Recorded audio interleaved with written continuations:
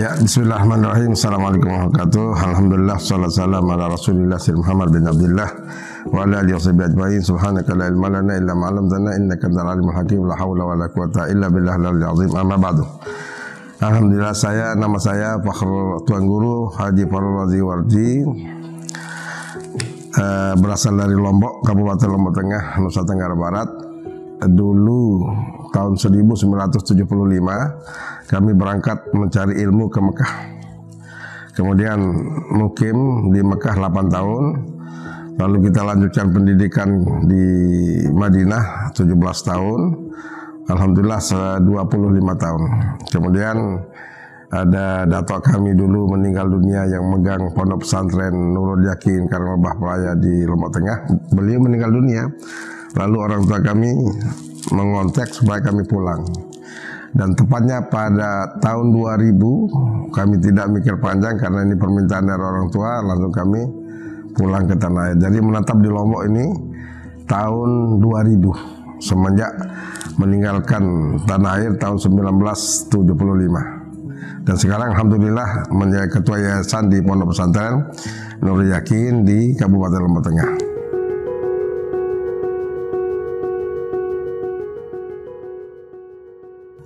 Permasalahan yang saya lihat sekarang ini bahwa sistem pendidikan berbeda dengan sistem yang dulu. Kalau dulu guru-guru jangankan menegur, memukul ringan itu diperbolehkan. Sekarang itu tidak boleh, mencubit saja. Kalau anak ini lapor sama orang tuanya, kemudian orang tuanya keberatan, maka guru tersebut bisa dituntut. Itu satu. Kemudian sistem yang ada perubahan juga, tidak ada istilah tidak ada kelulusan. Jadi semua anak harus lulus. Mau bodoh, mau disiplin, mau rajin, pokoknya anak itu harus naik kelas. Nah ini yang sepertinya perlu ditinjau kembali. Sebab untuk membuat anak itu jerah ya mereka harus rajin, kemudian harus pintar, harus disiplin, tidak suka bolos, tidak masuk ke kelas.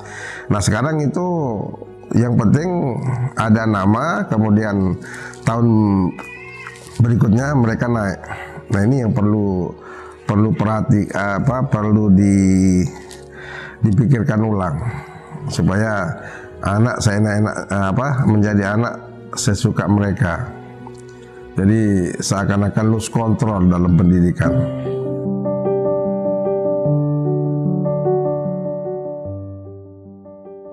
Ya dari tahun ke tahun selalu mesti ada yang diperbaiki. Kemudian kebijakan dari pemerintah ya kembali kepada tergantung pemimpinnya. Dari tingkat camatnya, bupatinya, gubernurnya sampai ke atas. Jadi selalu kita minta ada perubahan untuk menuju ke jenjang yang lebih baik.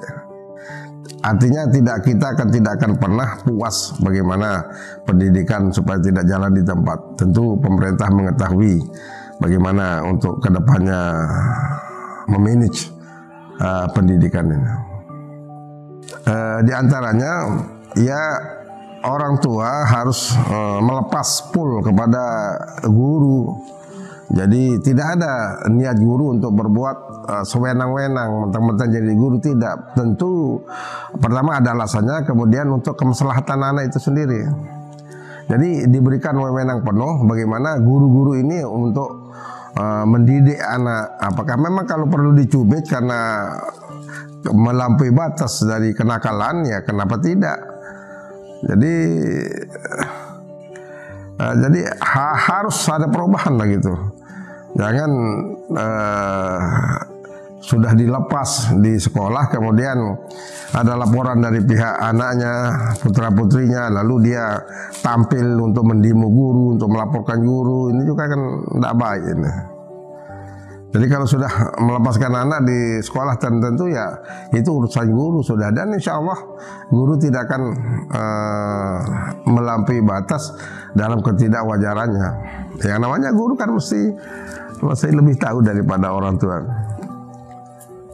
intinya harus percaya dan menyerahkan seluruh aspek pendidikan kepada guru sebagai orang tua. Orang tua, betul seperti itu. Nanti kalau mereka sudah pulang ke rumah, kalau tidak mondok, ya itu urusan orang tua sudah. Jadi bagi-bagi tugas, guru seperti apa di sekolahnya, kemudian orang tua di rumahnya seperti apa, ya itu bagi-bagi tugas.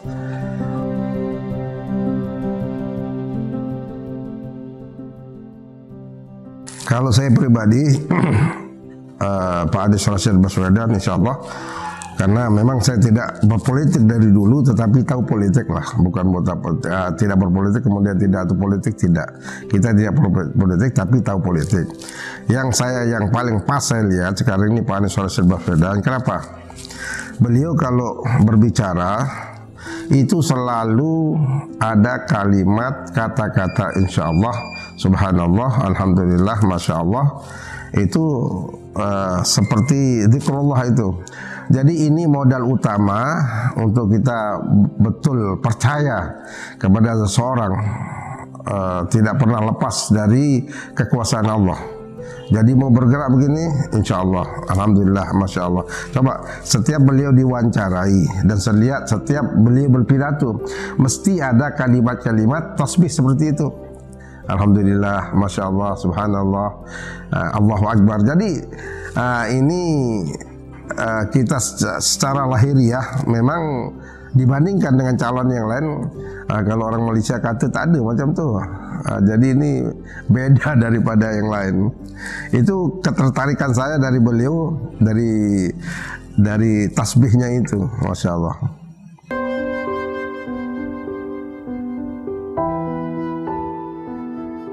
Ya, dulu sebelum ada rambu-rambu, sebelum ada pencalonan, jauh itu Pak Anies Rashid Baswedan ini sudah kirim video kepada kami mengucapkan Idul Fitri, Hari Raya Idul Fitri, mohon maaf lahir dan batin, dan menyebut nama pondok pesantren kami Nur Yakin yang ada di Perairan Lombok Tengah, kemudian nama kami disebut beliau, padahal kami sendiri belum mengenal beliau.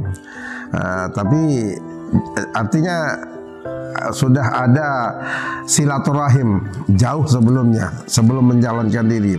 Nah, begitu beliau mencalonkan diri, kita sudah welcome, sudah dengan senang hati kita akan berupaya mewujudkan cita-cita beliau sebagai Presiden Republik Indonesia ke depan, insya Allah.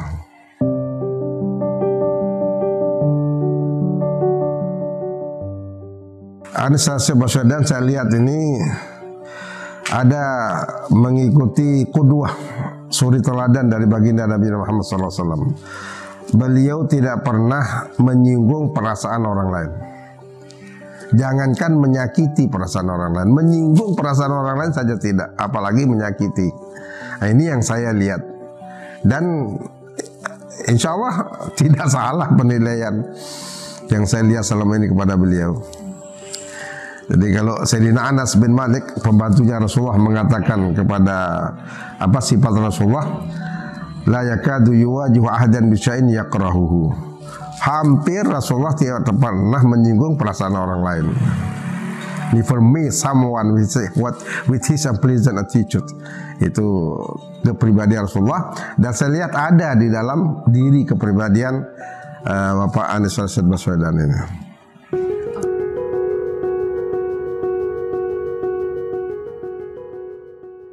Ada pasangan dulu, memang ya keyakinan kami terutama di NTB, walaupun ada teman-teman agak iya dan tidak. Cuman sekarang kita bukan melihat siapa pendamping beliau.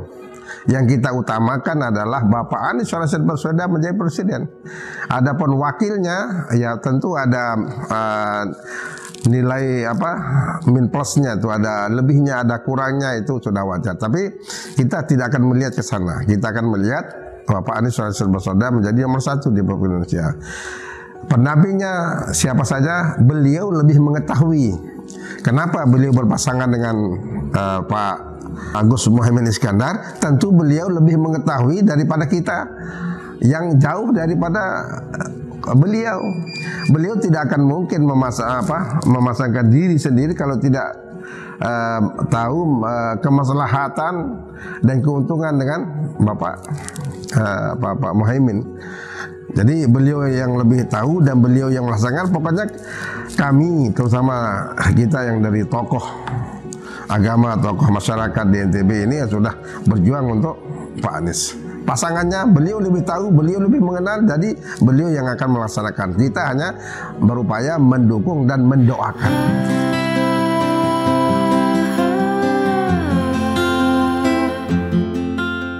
Maju terus, insya Allah Allah meridhai.